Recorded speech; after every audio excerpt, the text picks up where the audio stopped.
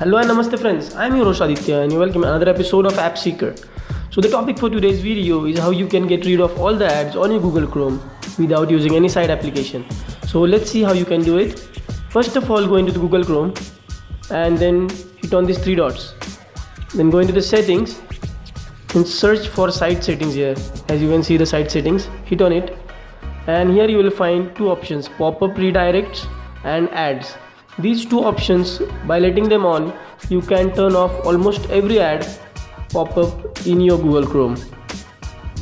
So I'll turn both of these on. By default they are off, so make sure you turn them on. After turning them on, as I have seen, no ads will pop up in your Google Chrome. So this was the short video guys. Thank you so much for watching and make sure you subscribe to my channel and also keep sharing. Let's meet another episode of App Seeker.